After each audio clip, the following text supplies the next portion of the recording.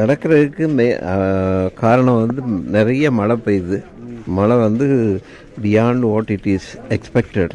ஒரு 144 சென்டிமீட்டர் மழை பெய்கிறதுனால சடனாக மேலேருந்து எல்லாம் கீழே வரும். ஸோ அப்போ வெலாசிட்டிங்கிறது வந்து எவ்வளோ வேகத்தில் வருதுங்கிறது வந்து இருக்கும். ஸோ அந்த வேகத்தில் இது மாதிரி நடக்கும். இந்த மண்ணோட தன்மை கிடையாது. இட் இஸ் மெயினாக தண்ணி வந்து அதுக்குள்ளார புகுந்து தண்ணி ரொம்ப ஓவராக வரும்போது மண்ணை இழுத்துட்டு போயிடும். ஸோ அது கீழே இருக்கிற மண், மேலே இருக்கிற மண், பவுல்டர் எல்லாமே வரும். ஒரு இப்போ பாறை கூட தள்ளிட்டு வரக்கூடிய அளவுக்கு வெலாசிட்டி இருக்கும். ஸோ இந்த மாதிரி பகுதியில் வந்து பொதுமக்கள் வீடு கட்டுறதுக்கு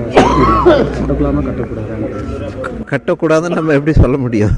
ஸோ கட்டுறதுக்கு உண்டான நிறைய ஒரு ப்ரிகாஷனரி மெஷர்ஸ் டெக்னிக்கலாக இதெல்லாம் பார்த்து அனலைஸ் பண்ணி பண்ணலாமா என்னன்னு பார்த்துட்டு சொல்லணும். புரியுதுங்களா? Right, okay.